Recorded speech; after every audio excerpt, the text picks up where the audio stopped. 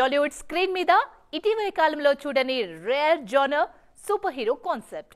ఈ లోటు తీర్చేందుకు రెడీ అవుతున్నారు క్రియేటివ్ డైరెక్టర్ ప్రశాంత్ వర్మ. తెలుగు ప్రేక్షకులకు ఫస్ట్ జాంబీ మూవీని చూపించిన ప్రశాంత్ ఈసారి మరో కొత్త ప్రపంచాన్ని ప్రేక్షకుల ముందుకు తీసుకొస్తున్నారు. హనుమాన్ ట్రైలర్ తో సినిమా మీద అంచనాలను పీక్స్ కు తీసుకెళ్లారు ఈ యంగ్ డైరెక్టర్.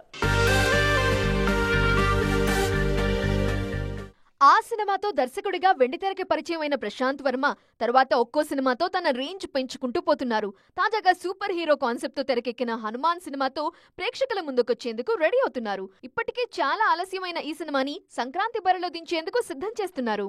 ఇప్పటికే సంక్రాంతి డేట్స్ అన్ని ఫుల్ ప్యాక్డ్ గా కనిపిస్తున్నా తగ్గేదేలే అంటున్నారు ప్రశాంత్ వర్మ. తన నిర్ణయం వెనుక ఉన్న కారణం ఏంటో కూడా చెప్పారు. హనుమాన్ కు పెద్ద స్టార్ కాస్ట్, పెద్ద బడ్జెట్ లేకపోయినా ఎంతో కష్టపడి చేశామని, ఇలాంటి సినిమా పండగకు రిలీజ్ అవటమే కరెక్ట్ అని భావిస్తున్నామన్నారు. హనుమాన్ ట్రైలర్ చూస్తుంటే పండగ బరిలో నిలిచి గెలిచే సత్తా ఉన్నట్టుగా కనిపిస్తోంది. చిన్న సినిమా అని చెప్తున్న విజువల్స్ పరంగా, క్వాలిటీ పరంగా భారీ చిత్రాలకు ఏమాత్రం తీసిపోని రేంజ్ లో ఉంది.